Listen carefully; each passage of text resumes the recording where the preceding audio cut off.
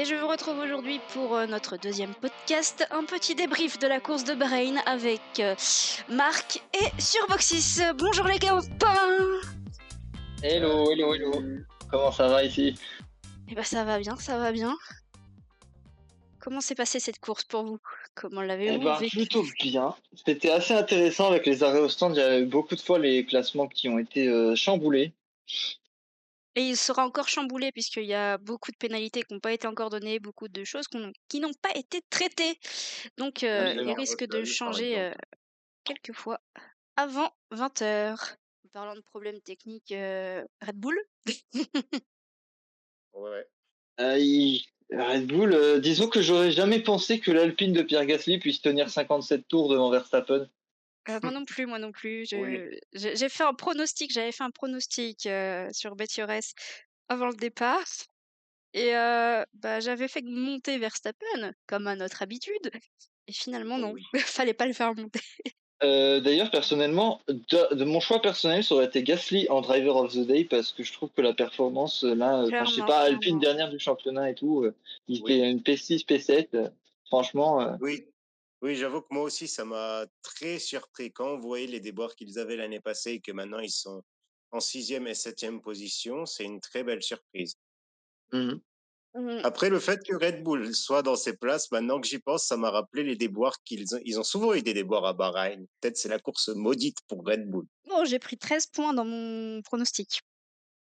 Oui, je parle comme ça, je change de sujet. Oh, t'inquiète, c'est comme nous tous. Après, moi, il y a un truc que j'aimerais bien saluer et que j'ai beaucoup aimé, c'était la stratégie de Ferrari. De mettre des pneus hard à la fin? Non. Oui. Non, mais Ah, attends, en vrai, la stratégie de Ferrari, pour moi aussi, au début, je me suis dit peut-être les médiums auraient été mieux. Mais eux, ils ont pensé que la piste allait être plus chaude et plus abrasive, donc que les pneus allaient se détruire plus. S'ils avaient eu la même décision 10 tours plus tôt, je pense que ça passait crème et Ferrari faisait un bon coup de maître. Ah, mais il y avait la safety car aussi qui a tout relancé. Mais c'est justement grâce à la safety car qu'ils ont pu se Oui, permettre et essayer ça. Mais si la oui safety aussi. car avait eu lieu 10 tours plus tôt, je pense qu'ils auraient bien fait leur. Mais ils ont juste surestimé les capacités d'abrasion de la piste Oui, et de déjà hier, destruction des il pneus. y avait une adhérence très limite. Aujourd'hui, Ouais. c'était un d'ailleurs, peu la pareil. safety car, c'était dû à la collision entre Sainz et je sais plus quel pilote là. Il y avait Tsunoda et Sainz. Oui, D'accord. ça, il s'est bouffé une torpille. Oui. Et une pénalité. Oui, les pénalités distribuées à tout va, c'était quelque chose. Ah Ah ouais, ouais, ça moi c'est j'ai clair. pas réussi à suivre sur le direct là. Je faisais 1, 2. Il y a Encore aussi, Norris qui avait. il y a aussi un truc que je Avec. respecte, c'est Norris qui a porté ses couilles sur Charles Leclerc. Ouais, Oui. c'est vrai. Le dépassement était très osé. À un moment, j'ai eu un mauvais angle de caméra quand je regardais sur ma télévision. Donc, quand il lui a dit qu'il l'a tassé, moi, je ne l'ai pas cru. Mais quand ils ont remontré d'un autre angle, là, j'ai revu et ensuite, je me suis dit, ah si, quand même, un petit peu. Si, il l'a clairement poussé hors de Oui, oui, contrôle. ensuite, je l'ai vu. Mais quand même, Norris a bien fait la manœuvre et il les a portés, ces burns. En vrai, ça annonce beaucoup de choses intéressantes cette saison. Ah, c'est clair, c'est clair, c'est clair. Mhm. Norris a pu Maintenant que j'y passer pense. définitivement, il a pu passer définitivement Leclerc parce qu'il a fait un sous-virage de fou. Oui, vers la fin. Quand Ouais. il est sorti, j'ai revu ensuite sa voiture, elle tanguait un petit peu à Leclerc vers la fin du Mhm. virage. J'ai eu un petit pincement au cœur, mais quand j'ai vu la manœuvre, je me suis dit, elle était belle. Ensuite, quand je l'ai vu, j'ai vu sa voiture un petit peu tanguer, je me suis dit, ok, non, c'est mort. Eh bien, sachez que j'ai bien positionné Piastri, Russell, Norris, Leclerc, Gasly et Hadjar. Cool. Eh ben, Voilà. J'avais mis Stroll l'an dernier, mais Stroll était en forme pour ce qui Pour peut être l'instant, Stroll. je trouve que Tsunoda est pas dégueu chez Red Bull.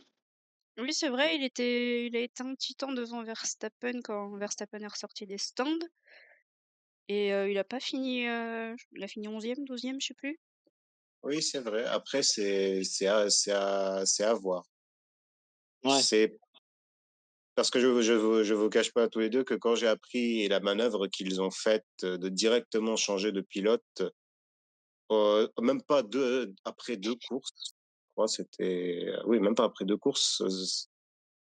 Je n'ai pas aimé la manœuvre. J'ai trouvé ça très irrespectueux. Oui, c'était vraiment pas la bonne chose à faire.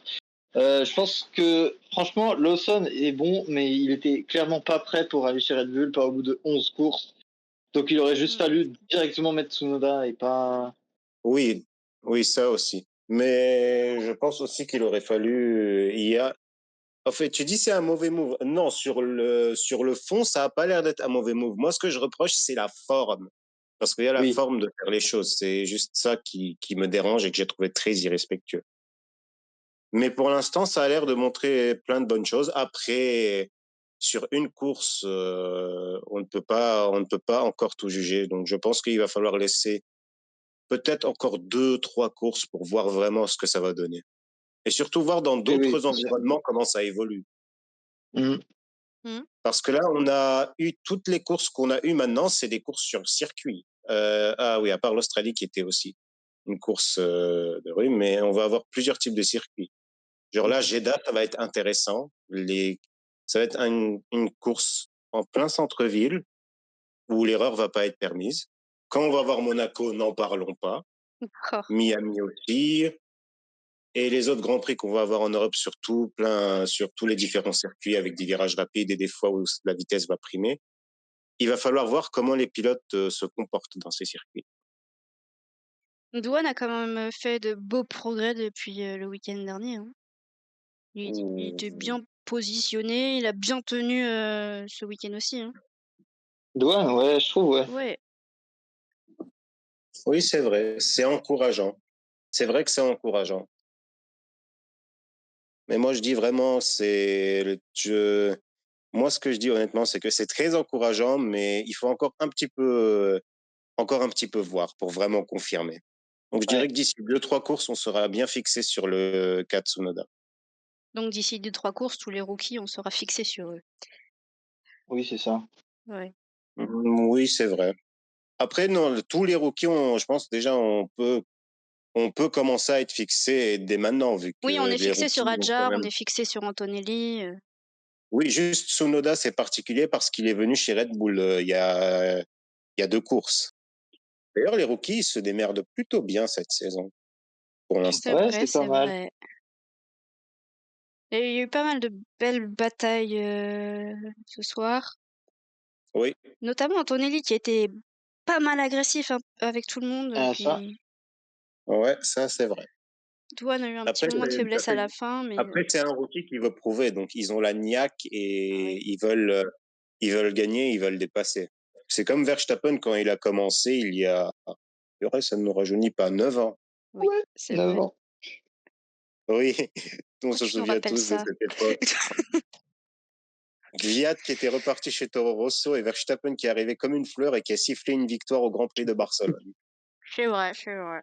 Ouh. Première course victoire, c'est quand même fabuleux ça. Oui, oui, c'était quand même quelque chose.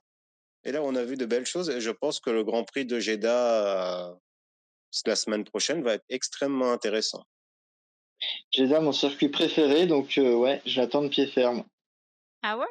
Ton circuit préféré? Ouais, ouais, ouais. Quoi, c'est ton circuit préféré? Parce que ça roule vite partout. C'est vrai Et que je que trouve que le tracé est trop cool. C'est vrai Genre, que le circuit est fait pour être rapide. Même si tu as les lignes oui, droites aussi, tu as les courbes rapides, c'est vrai. Ça, c'est un point indéniable.